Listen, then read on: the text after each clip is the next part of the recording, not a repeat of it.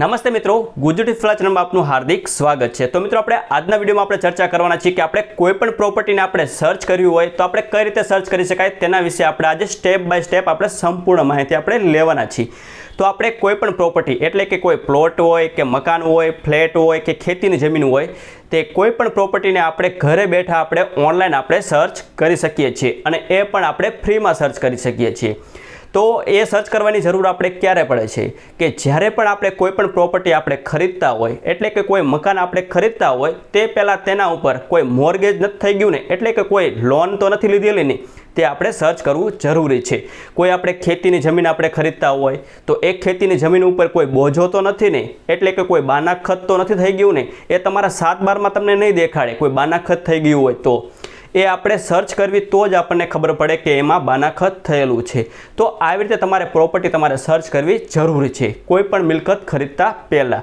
તો આજના વિડીયોમાં આપણે સ્ટેપ બાય સ્ટેપ આપણે સંપૂર્ણ માહિતી આપણે કોમ્પ્યુટરની સિસ્ટમ ઉપર આપણે કરવાના છીએ। તો મિત્રો આ વિડીયો પૂરેપૂરો જોવાની કોશિશ કરજો જેથી કરીને તમને કોઈ પણ માહિતી તમને છૂટી ન જાય। તો ચલો મિત્રો આપણે કોમ્પ્યુટરની સ્ક્રીન ઉપર આપણે કોમ્પ્યુટરની સ્ક્રીન ઉપર આપણે આવતા રહીએ છીએ। તો સૌથી પહેલાં આપણે કોઈ પણ એક બ્રાઉઝર ખોલી લઈશું।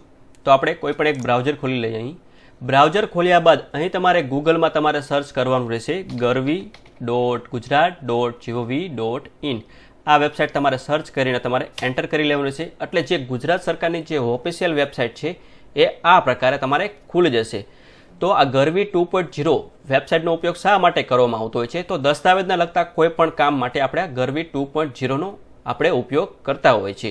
તો આજે આપણે ફક્ત ને ફક્ત જે આપણી પ્રોપર્ટી છે તેને આપણે સર્ચ કરવા માટે તેનો ઉપયોગ આપણે કરીશું કે આપણી પ્રોપર્ટી અત્યારે કોની પાસે છે, તે અત્યારે કયા દસ્તાવેજના આધારે તેનો દસ્તાવેજ થયેલો છે કે નહીં, તે આપણે સર્ચ કરી શકીએ છીએ। ધારો કે આપણે કોઈ પણ ખેતીની જમીન લેતા હોય કે કોઈ સિટીમાં કોઈ આપણે ફ્લેટ લેતા હોય કે પ્લોટ લેતા હોય તો એ જમીન ઉપર કોઈ બોજો દાખલ થયેલો નથી કે શું, તેના ઉપર કોઈ બાનાખત થયેલું છે કે નહીં, કે કોઈ મોર્ગેજ લોન છે કે નહીં, તે તમામ વિગત તમે આ વેબસાઇટના આધારે તમે જોઈ શકો છો। તો તેના આધારે તમારે કોઈ પણ પ્રોપર્ટીની આપણે સર્ચ આપણે જોવી પડે છે।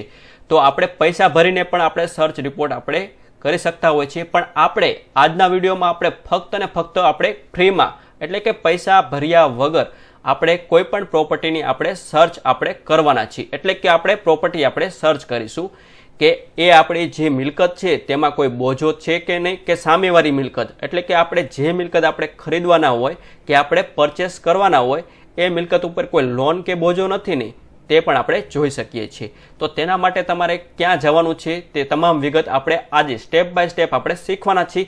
તો આ વિડીયો અંત સુધી તમે જોજો જેથી કરીને તમને તમામ માહિતી તમને મળી શકે। તો સૌથી પહેલાં તમને અહીં બતાવે છે ઓનલાઈન સર્વિસ, તેના ઉપર તમારે અહીં કર્સર રાખવાનું રહેશે। જેવું કર્સર રાખીને તમારે અહીં નીચે આવતું રહેવાનું રહેશે। અહીં મિત્રો તમને જોવા મળે છે સર્ચ પ્રોપર્ટી, તેના ઉપર તમારે ક્લિક કરવાનું રહેશે।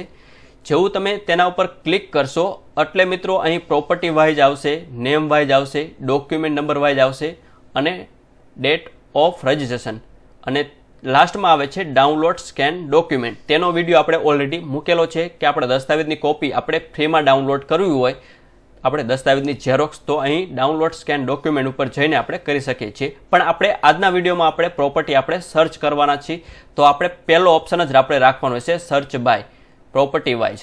તો ત્યારબાદ આપણે અહીં જિલ્લો પસંદ કરી લઈશું। તો આપણે કોઈ પણ એક જિલ્લો પસંદ કરી લઈએ। અહીં સુરેન્દ્રનગર, અહીં આપણે સબ રજિસ્ટ્રાર ઓફિસ પસંદ કરવાની છે।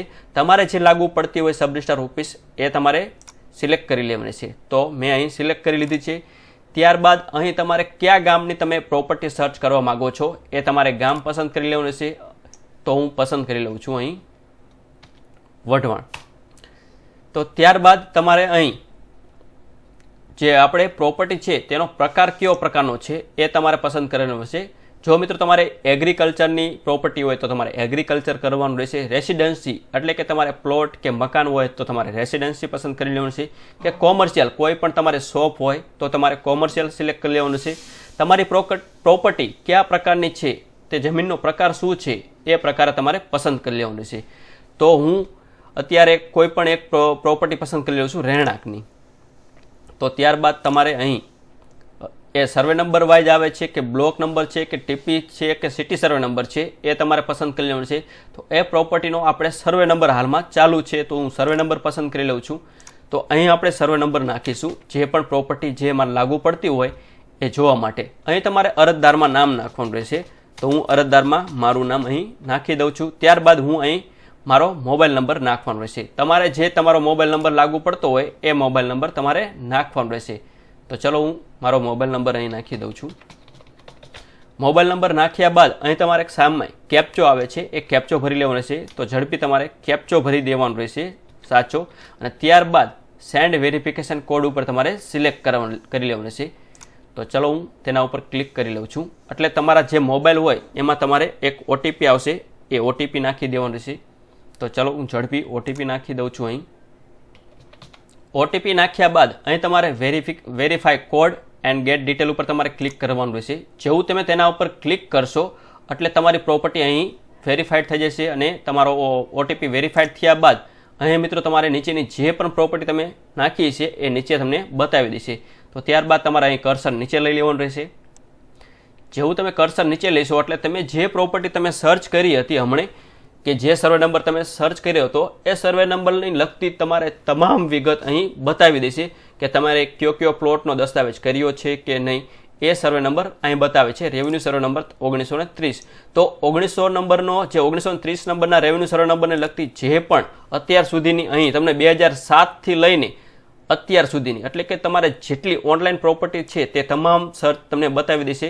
તો તમારે જે નંબરનો પ્લોટ લાગુ પડતો હોય તમારે એક તમારે સર્ચ કરવાનું રહેશે કે મારો 10 નંબરનો પ્લોટ છે 1930માં તો એ 10 નંબરનો પ્લોટ તમારે જોવાનું રહેશે કે એમાં મોર્ગેજ ડીડ થયેલું છે કે નહીં, કોઈ બાનાખત થયેલું છે કે નહીં એ તમે જોઈ શકો છો. તો આવી રીતે તમારે એગ્રીકલ્ચરની જમીન પણ તમે જોઈ શકો છો. તમારી ખેતીની જમીન ઉપર કોઈ બાનાખત તો નથી થયેલું ને, તો એવું પણ તમે જોઈને આધારે તમે સેલ કરી શકો છો. તો આવી રીતે તમારે પર મોબાઈલ દીઠ તમારે 2 પ્રોપર્ટી તમે સર્ચ કરી શકો છો. તમને તમારા મોબાઈલના આધારે એટલે કે તમે એક મોબાઈલ નંબર ઉપર તમે 2 વખત દિવસમાં તમે સર્ચ કરી શકો છો. તો તમારો 2 વખત ચાન્સ પૂરો થઈ જાય ત્યારબાદ તમે બીજો મોબાઈલના આધારે તમે ફરીથી તમે 2 વખત સર્ચ કરી શકો છો. તો આવી રીતે તમે પ્રોપર્ટી સર્ચ કરી શકો છો. તો આજનો વિડીયો તમને ગમ્યો હોય તો અમારી ચેનલને તમે સબસ્ક્રાઇબ કરી દેજો અને બાજુના બેલ આઇકન ઉપર ક્લિક કરી દેજો જેથી કરીને તમને આવા જ પ્રકારના વિડીયો તમને મળતા રહેશે. તો ચલો મિત્રો આપણે આજે રજા લઈએ. જય હિન્દ, જય ભારત.